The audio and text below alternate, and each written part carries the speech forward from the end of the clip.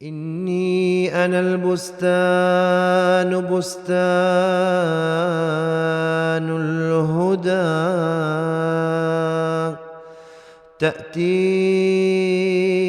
إلي العين لا تتصرموا. السلام علیکم پیارے. میرا کویشچن تھا کہ ہم کرسچنس کو کیسے رونگ پروف کر سکتے ہیں کہ وہ کہتے ہیں کہ جیزس گاڈ کے سن ہے، اور ہم کیسے پروف کر سکتے ہیں کہ نہیں ہے. ہم اس طرح کر سکتے ہیں. ہم کہتے ہیں کہ جو اللہ ہے نا، جس کو ہم اللہ مانتے ہیں، وہ تمام قدرتوں کا مالک ہے. اس کی پاس تمام طاقتیں ہیں، اس کی تمام صفات ہیں. صفات کو پتہ کیا ہوتا ہے؟ اس کے پاس ساری پاور. ایٹریبیوٹس کا پتہ کیا ہوتا ہے؟ ہاں، صفات ایٹریبیوٹس ہوتی ہیں. تو اس کے پاس بے شمار اللہ تعالیٰ کی ایٹریبیوٹس جو ہیں، جس کے تحت وہ کام کرتا ہے. تو اللہ تعالیٰ کو کسی چیز کی ضرورت نہیں ہے. اس نے اپنا جو نظام ہے چلایا ہوا ہے، فرشتوں کے ذریعے چلایا ہوا ہے. اس کو ضرورت نہیں ہے کہ ایک بیٹا بنائے اپنا اور بیٹے کو بٹھا دے. اگر اسے کہو اگر باپ اور بیٹا دونوں ہیں تو پھر حکومت کون چلا رہا ہے؟ آرڈر کون کرتا ہے؟ باپ کرتا ہے یا بیٹا کرتا ہے؟ ٹھیک. اگر باپ کرتا ہے تو بیٹے کی کیا ضرورت ہے؟ اور اگر بیٹا کرتا ہے تو باپ کی کیا ضرورت ہے؟ ٹھیک. اور اگر باپ نے ہمیشہ زندہ رہنا ہے تو پھر بیٹے کی کیا ضرورت ہے؟ اور اگر بیٹے نے ہمیشہ زندہ رہنا ہے تو باپ ایک وقت میں مر جائے گا. اس کا مطلب پھر اس کا بھی آگے کوئی بیٹا ہونا چاہیے پھر. ہیں تو یہ تو تمہیں کنفیوز کرتے ہیں. ان سے کہو یہ تصور ہی غلط ہے باپ بیٹے کا.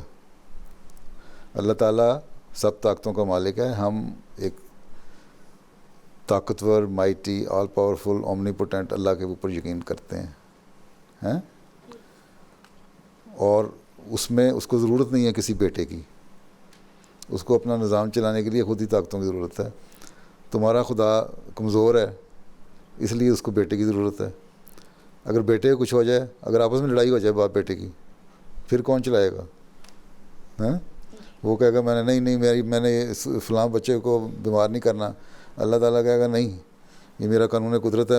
یہ تو بیمار ہوگا جب ایپیڈیمک پھیلتی ہے. تو پھر مسئلہ پیدا ہو جائے گا. کون فیصلہ کرے گا؟ کہ نا عقل کی بات یہی کہتی ہے کہ خدا ایک ہی ہے، ہونا چاہیے اور ہے. ٹھیک. دو خدا ہوں گے تو لڑائیاں ہوتی رہیں گی. وہ کہے گا میں نے یہ کام کرنا ہے، وہ کہے گا میں نے یہ کام کرنا ہے.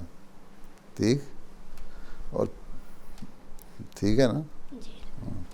پھر وہ اس لیے انہوں نے بنایا کہ وہ کہتے ہیں کہ جی ہمارے گناہوں کے لیے مر گیا عیسیٰ علیہ السلام، صلیب پہ مر گئے. ٹھیک ہے. اور صلیب پہ جب مر گئے ہمارے گناہوں کے لیے، اور سارے 3 دن تو مرے رہے. اس کے بعد زندہ ہو کے آسمان پہ چلے گئے. ٹھیک. تو اس لیے وہ گناہ کرتے رہتے ہیں. ان کا جو ہمیں کم از کم یہ اللہ تعالیٰ کہتا ہے کہ تم یہ کیا ہو سکتا ہے کہ تم نے کوئی غلطی کی ہو، عبدالواسع نے غلطی کی ہو، اور اللہ تعالیٰ جلیس کو سزا دے اس کے لیے. سزا تو تمہیں ملنی چاہیے نا. تو جو عیسائی لوگ غلطی کر رہے ہیں، وہ عیسیٰ علیہ السلام اس کے گناہ کو اپنے سر کیوں لے لیا؟ یا اس سے پہلے کہ جن نے گناہ ہوئے اس کو کس نے سر لے لیا؟ اس لیے بڑا کنفیوزنگ قسم کے سوال کرتے ہیں یہ. ان سے کہو تمہاری بات عقل مانتی نہیں، تمہاری بات عقل کے ہی خلاف ہے. مختصر جواب یہی ہے.